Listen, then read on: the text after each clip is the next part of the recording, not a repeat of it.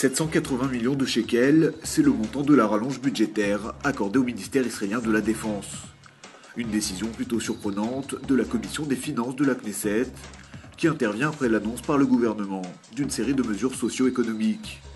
Des mesures visant à faciliter le quotidien de nombreux Israéliens.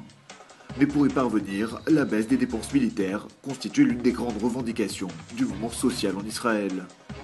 Elle avait ouvert un débat controversé au sein de son opinion et de l'appareil sécuritaire.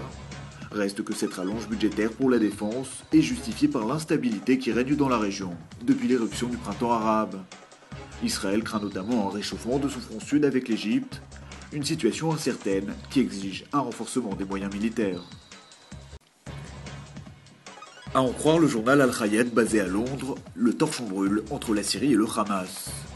On apprend ce mercredi que le président Bachar el-Assad aurait refusé de rencontrer Khaled Meshal, chef du bureau politique du Hamas, dont le siège se trouve à Damas, la capitale syrienne. Les relations entre la Syrie et le mouvement islamiste palestinien se sont nettement détériorées depuis le déclenchement de la révolte contre Assad. Craignant une chute du régime, les responsables du Hamas auraient décidé, selon certaines sources, de quitter la Syrie pour se réfugier au Qatar. Une décision inattendue qui a poussé l'Iran il y a quelques semaines à diminuer son aide financière au Hamas. Dernièrement, le Hezbollah du cheikh Hassan Nasrallah a donc tenté une médiation pour réconcilier la Syrie et le mouvement islamiste au pouvoir à Gaza. Mais Damas a opposé une fin de non-recevoir. À Tel Aviv, on l'appelle le télophane. C'est l'équivalent du Vélib à Paris. Ces derniers mois, ce petit vélo de couleur verte a envahi les rues de la métropole israélienne.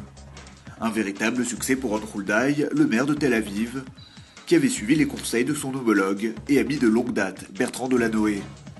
À ce jour, 140 stations ont été installées pour le télophane, un vélo qu'utilisent désormais plus de 13 000 habitants de Tel Aviv.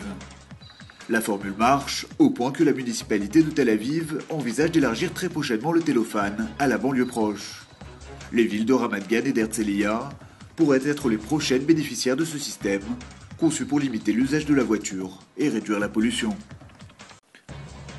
Le ministère israélien du Tourisme vient de lancer sa nouvelle campagne promotionnelle. Une campagne dont la cible se nomme le Brésil. Il s'agit d'une première dans un pays où le soleil et les plages ne manquent pas. Mais les autorités israéliennes ont décidé de vanter les mérites de la Terre Sainte, en mettant l'accent sur ses nombreux sites religieux. Dans un pays comme le Brésil, où le catholicisme reste encore très fortement ancré dans la population, le ministère israélien du Tourisme a déployé de grands moyens. 125 000 $ vont ainsi être investis dans la communication auprès des médias et des agences de voyage. Un budget que les Israéliens n'ont pas l'habitude d'engager dans les pays d'Amérique du Sud. Sauf qu'en 2010, plus de 51 000 touristes brésiliens se sont rendus en Israël, soit une augmentation de près de 80% par rapport à l'an passé. Autant dire que les autorités israéliennes ont peut-être trouvé une nouvelle clientèle de choix. Comme chaque année au mois de décembre, les chandeliers de Hanouka viennent rivaliser avec les sapins de Noël.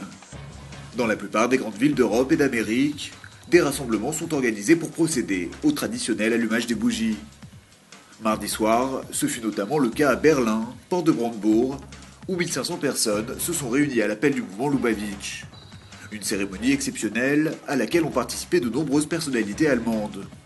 Au même moment, à la Maison-Blanche, Barack Obama et son épouse Michelle ont eux aussi pensé à marquer le premier jour de Hanouka. Bien entendu, le président américain n'a pas oublié de présenter ses vœux à la communauté juive américaine. Busted.